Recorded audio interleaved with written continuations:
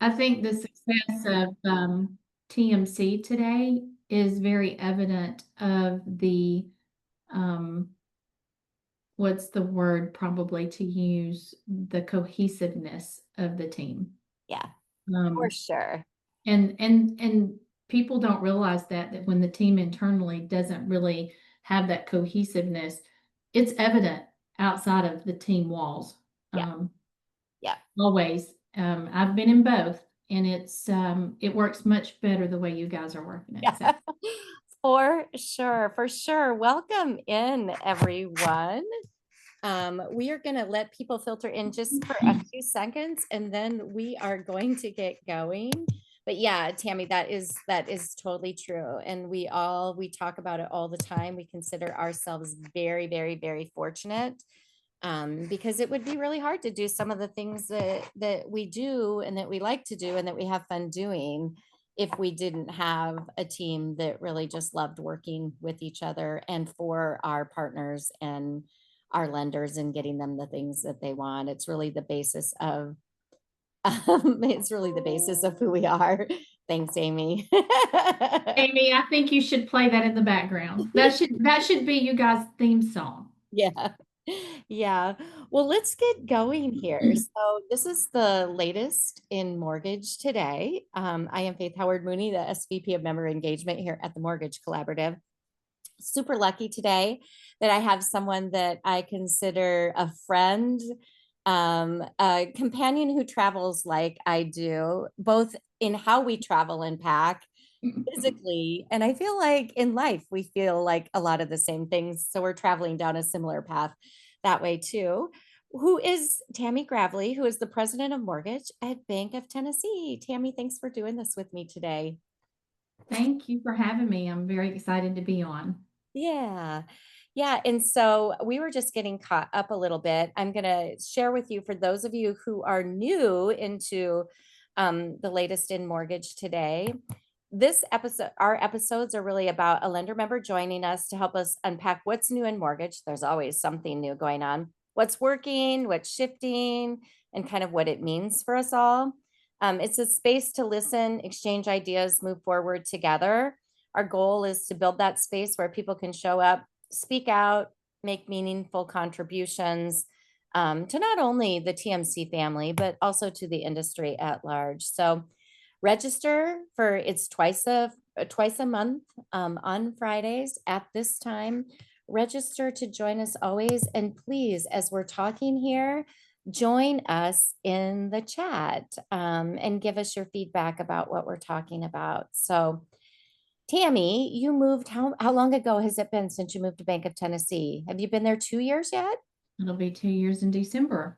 Okay, I was close then. Yes, you are. You do Yeah. a good job of keeping up with that calendar. I try. Sometimes I'm not very good at it, but yeah. And new second time grandma. Well, actually, I have six grandchildren, but Oh, I do just have a brand new one, 2 weeks old. 2 weeks old and a little boy. So she Yeah, missed us in Boston, which is I what we were did. talking about when you all were initially hopping on the line with us. But So they'll all be happy to hear that I have requested another trip. So Amy is on it. If you all enjoyed it, hang on. Another one's coming. and if you're in with us today and you were with us and you enjoyed it, share with us what you enjoyed most about it in the chat while we're talking. Um, so I thought we would start talking today about kind of, some of the things that are going on. And, there have been a couple of big announcements in the last 3 or 4 days. Yeah. The government shutdown. I think Yeah. I mean, maybe not all of us. I think we all knew that there was a possibility that was going to happen. And I think the questions really are like, what we've had this happen before. So this isn't the first rodeo at this happening, but, um, what are the impacts of that if this continues on further? And I would just love to hear from you, like, what are you doing, like with your team? What are you having to do with their team? Are there things that you're having to do differently for your team, and kind of what you're planning for if this continues to go on for a period of time? Well, for our team specifically, we have pretty much longevity team members, so it's something they've all experienced before. What I will say is that, as usual, us mortgage folks tend to forget very easily. And so we've done a lot of reminding. We kind of prepared for, okay, what happens if it does? And so I won't say we were ahead of the game, but at least it's like, okay, it's a possibility. If it happens, don't freak out. Now on the flip side of that, behind the scenes, I'm like, I think this one's going to be a little different than the previous ones. I've been doing this for 40 years and I've been through a couple of these, and I don't think there's much difference for me, and certainly your listeners may share something totally different. Our biggest concern, obviously, is if you have to have tax transcripts, if this goes on for a while, these are, everybody knows this. This is absolutely not, headline news or breaking news. You have tax transcripts, but typically what we've seen is our investors will work with us. Fannie and Freddie will work with us. There's just follow-up work if you have to have them. Yeah. I think the biggest showstopper to me this year, which we have done a lot of internal operational and management. I wouldn't say necessarily to the team because I do what I can to try to keep from putting the team in a position to where that's all they're worrying about. They need to be worried Right. about the borrowers. So we give them the nuggets that they need to really work with the consumer to keep them calm. The hair raising conversations go on at the round table behind the scenes of, okay, so what happens here? What happens here? And I think from my perspective and internally, from management wise, we were in the middle of some of the biggest national disasters recently. Yeah. Um, and in the past, we all knew we couldn't close a loan without a flood, or you could, you had some risks to take. So most lenders did not because they weren't willing to take those kind of risks, nor were they willing to put the consumer in a risky position like that. And so that's been probably our biggest topic. There's nothing new. I think the biggest new piece for me is we obviously have had many more disasters than what we've had in the past.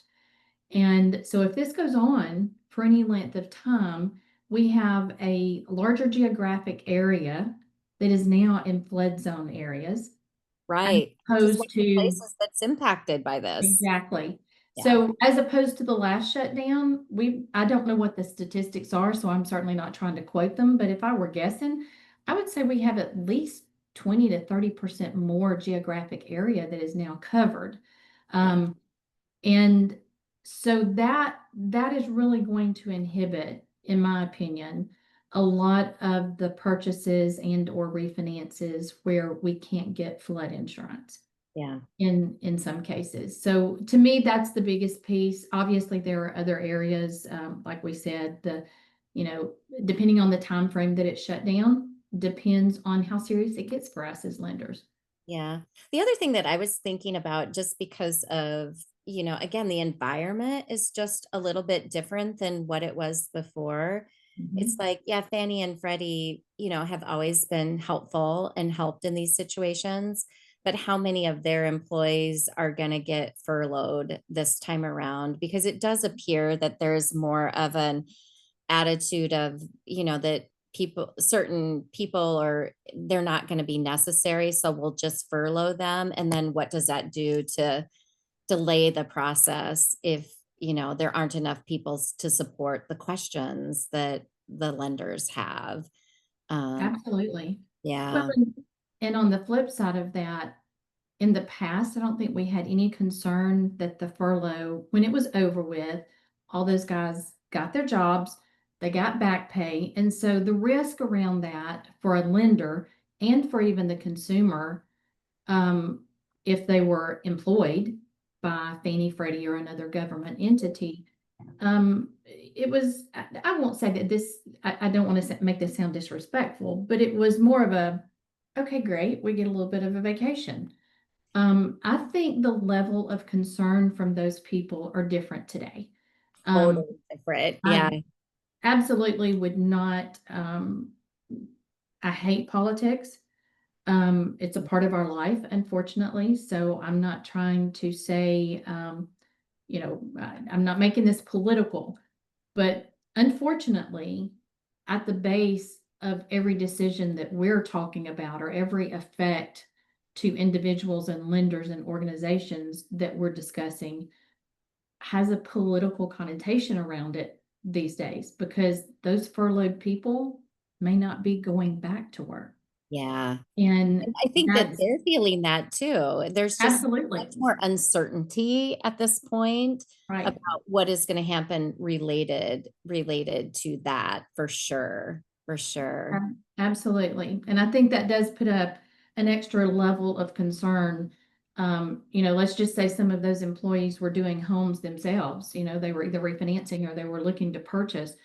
They're probably going to put that on hold because of the uncertainty of will I go back to work or will I not? Because no one knows who's going to get the call to go back to work when it's all over. Right. Or that's the way I understand it. Yeah. Your audience may know more about that, and certainly they can chime I in. never But had, I'm waiting for Bernard to chime in today because Bernard always chimes in for me, but I haven't seen, I know he's in here, but I haven't seen him chime in yet this morning. He he's is here. here. Hello, Bernard. Feel free to chime in and correct me where I'm wrong. Yeah. The other thing that, in thinking about this too, is like, if you know that if things are going to be slower to close and everything, what happens when you're locking rates? Is your process still the same?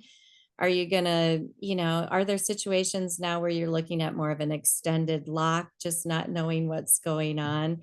Does it change anything else, outside of the governmental agency piece of it, as far as what you would be doing in your process or how you would think about your process? Absolutely. And in my memos and emails to everyone, that's one of the things that I kind of did in bold and red and said, okay, these are the things you don't think about. When you're locking a 30-day rate, 2 weeks ago wasn't a big deal. Today, depending on the profile of your borrower, consumer, it could be a big deal.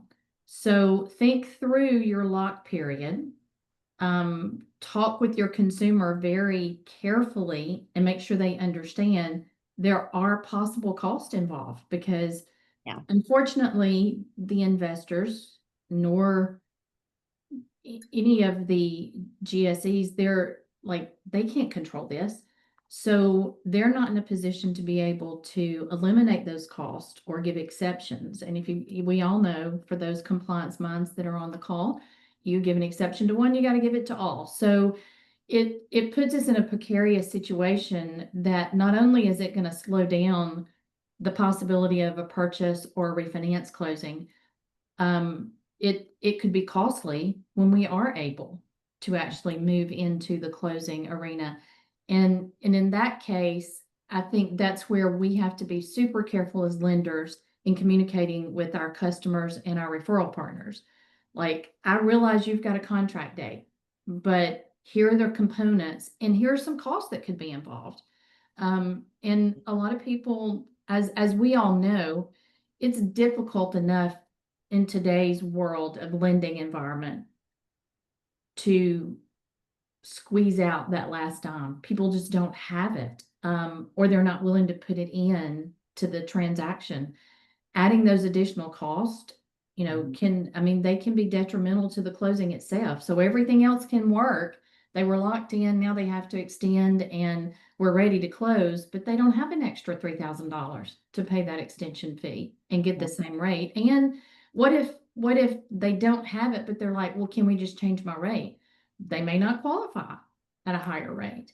Right. And so there's a lot of moving parts around just thinking it through. It's not about we just can't get a tax transcript or we may not be able to get SSI, if there's a longer time frame of shutdown.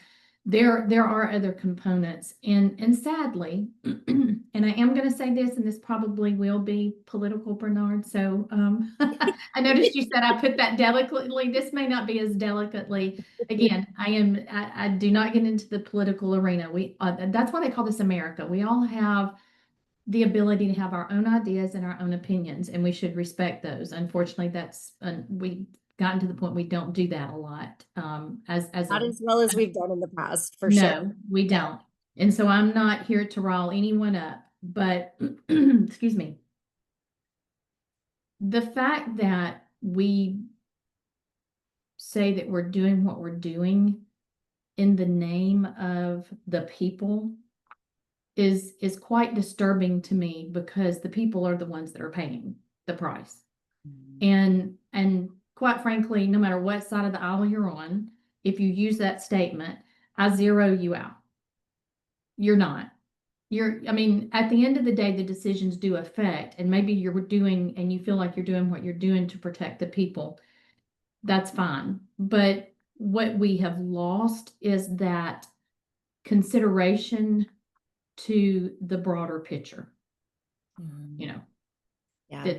it's just unfortunate. And at the end of the day, as always, the consumer will be the one that pays. Yeah, I think that I was reading something just this past week that, we used to call certain loans vanilla loans. It's like, oh, it's a vanilla loan. I've got a pipeline of 65 or 70 loans, but three-quarters of it are things that you just knew were going to just absolutely fly through. And I was reading something just this last week, and they had a new name for them, and it was something non-vanilla. The non-vanilla pipeline, I think, is what they called it, that nobody has a vanilla pipeline anymore. Every transaction is actually much harder than what it used to be. Um, just because, I mean, people are earning income differently than they have in the past. I mean, there's a lot of things that Yeah. impact that.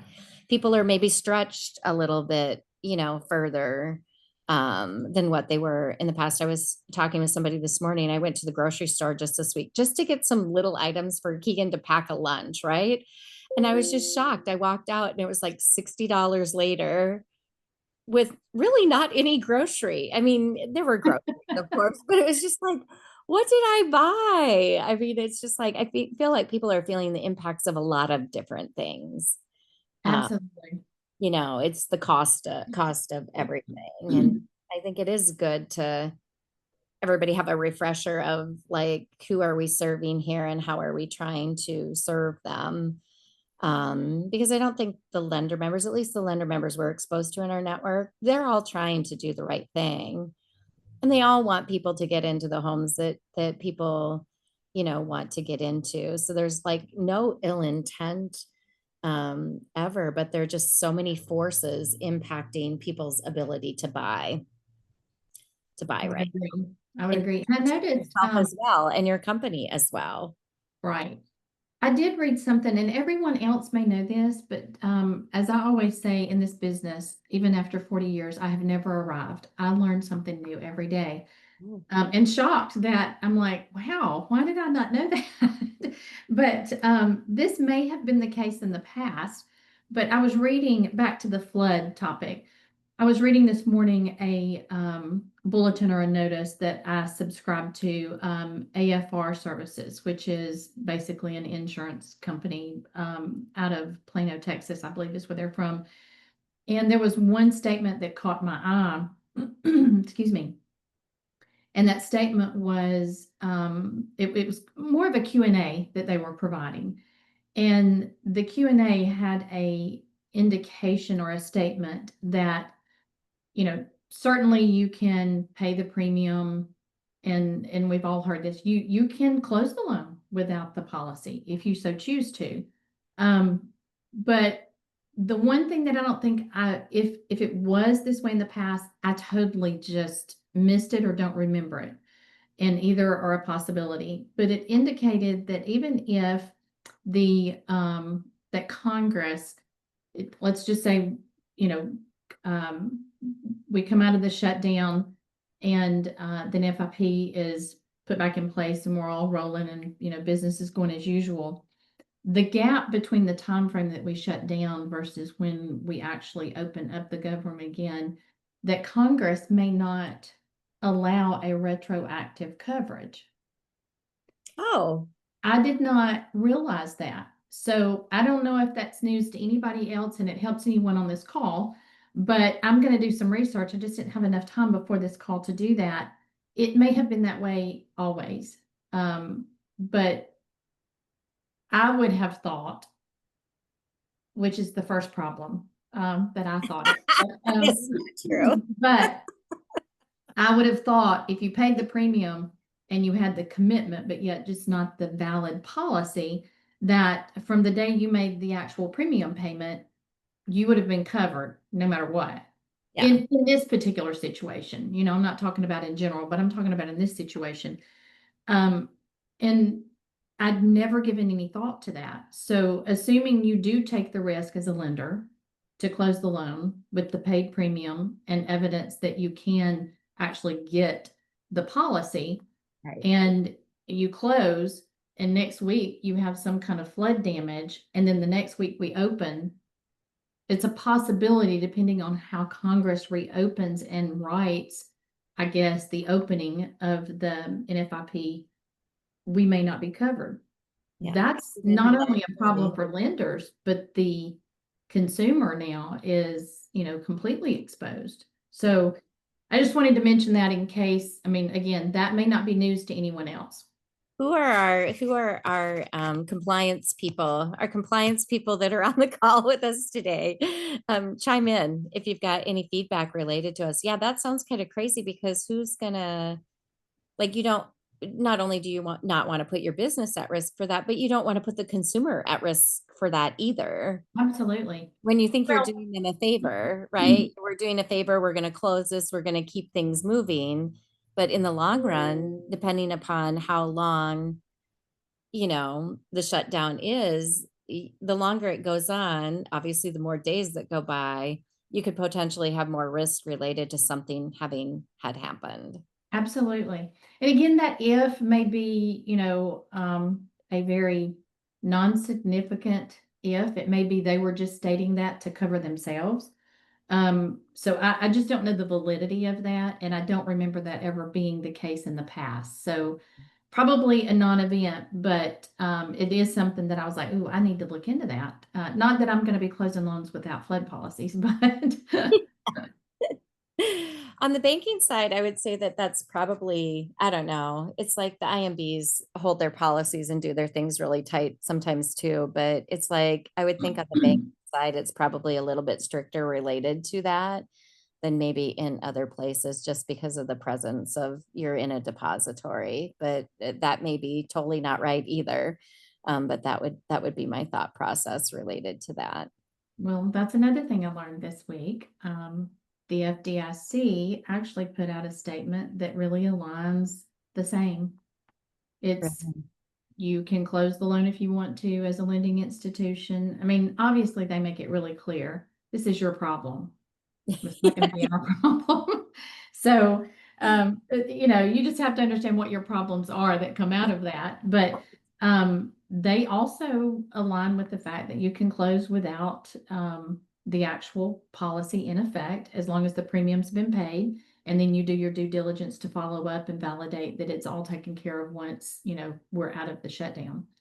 So those are just things that I learned this week that I'm thinking, why after 40 years did I not know this? Like, where have I been? So I'm hoping it's new. Maybe it's not. We'll see. Yeah. Yeah. I mean, there's just all kinds of stuff I feel like that's always happening. I'm going to shift us. One of the other things that happened this week that wasn't on anything that we were going to talk about because it happened after is the announcement by FICO Yeah. to credit. And we've been digging into it a little bit because obviously we have a group of lender members that are going to be impacted somehow by it. We're not really sure how or what that impact is yet. I don't think anybody really is either because I think there are a lot of details that need to be worked out. And the process of things, what does it mean that you get to go direct? What does that mean? Does that work somebody out of the process? Does it not? Does it mean costs are really going to go down? Does it mean they're going to go up? Have you given any thought to anything related to that announcement? Yeah, was it yesterday? Yesterday or the day before? I think it was the day Yesterday? Maybe before. the day before, I, yeah. I can't keep up anymore. What I will tell you is that, and I'm really exposing myself here. I literally just need someone to simplify the credit issues for me. Yeah. Like, we have made that so complicated that I don't have a clue what FICO can do and what they can't do. I don't know how it's going to affect our consumer, how we're going to run AUSs, how do we get it into the system, how do we prepare ourselves? Is the cost going to be more? Is it going to be less? And quite frankly, the few times that I've had conversations with some of the larger credit vendors, I don't really think that they know, to Yeah. be honest with you. And that's not meant to make them look, unintelligent by any means. I'm just saying it's almost like the technology piece of our world. About the time that I figure out a button on this, they they update it, and then I have to start all over again. And so I kind of feel like I feel like, and this is my personal opinion, and I will tell you, I read a lot of Greg Share's post about Same. certain topics because, quite frankly, he brings down to my level sometimes for me to be able to understand it. It takes all the bureaucracy out of it. And, like his post or not, I think they're very informative. And so I enjoy reading them. And so reading through his, I think I find myself feeling not so bad that I don't understand because I don't think anybody does. Well, I don't Um, think anybody does. And actually, Mimi Paxson, who runs our business development team here, and I did this exercise between yesterday and today because I was going back to her saying, I don't understand. Does this take out one piece of it? There's so many layers to it. I almost feel like with the announcement from FICO, they came out and very clearly stated costs in their announcement.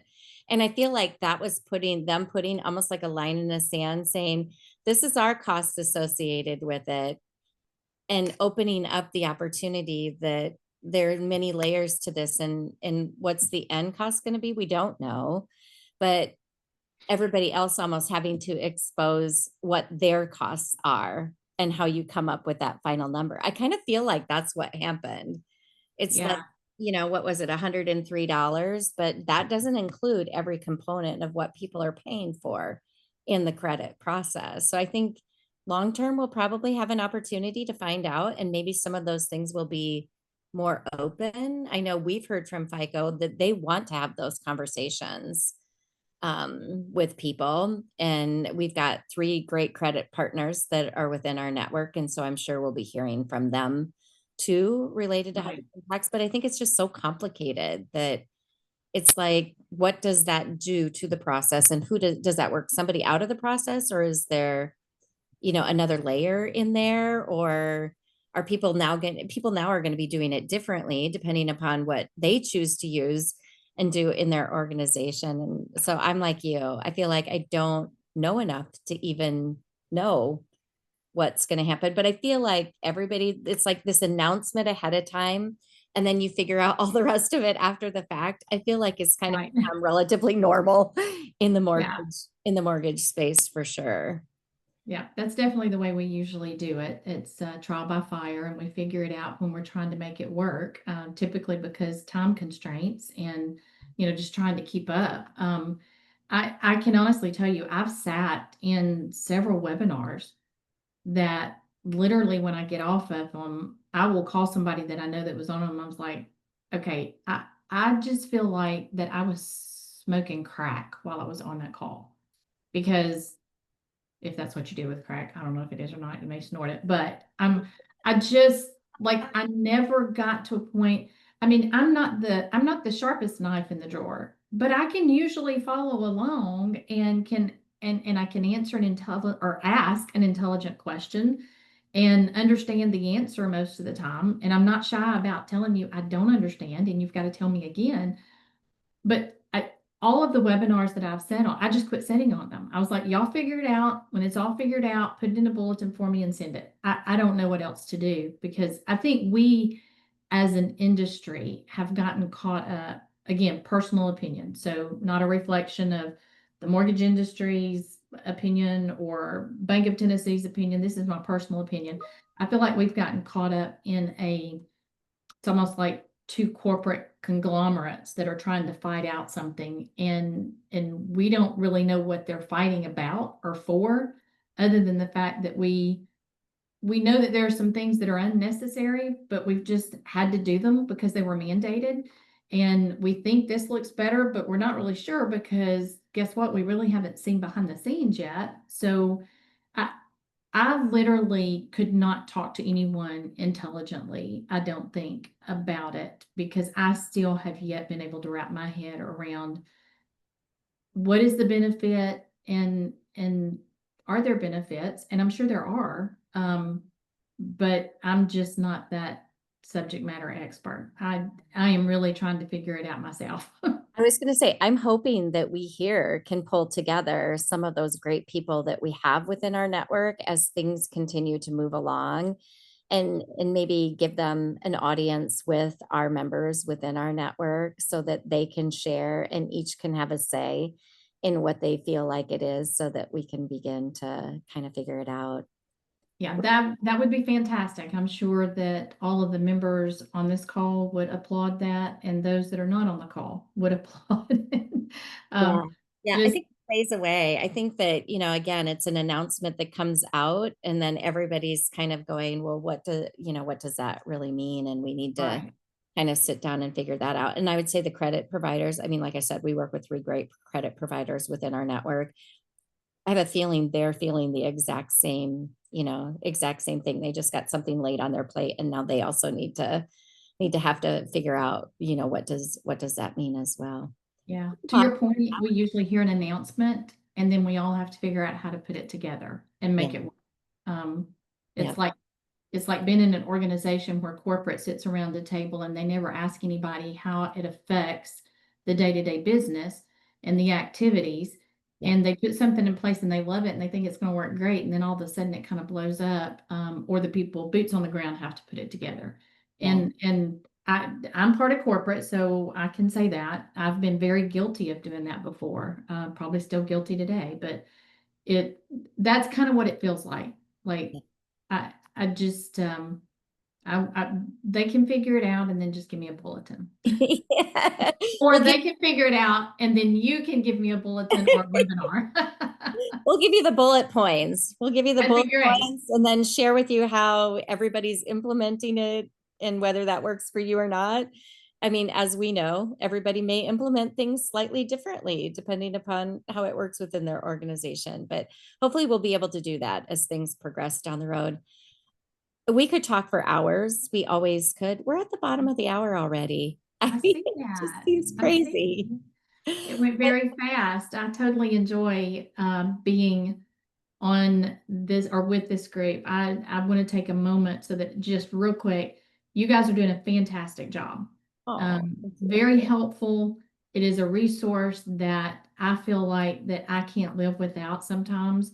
And each one of the team members are doing an unbelievable job Oh, of putting things together, making an impact and a difference. So thanks to your entire team for doing that. we have the greatest team here. We really, really do. We have a team of people who really care, not only about our lender members, but about the industry at large. And that means a lot coming from you. So we really appreciate that today. Thank you for lifting us up.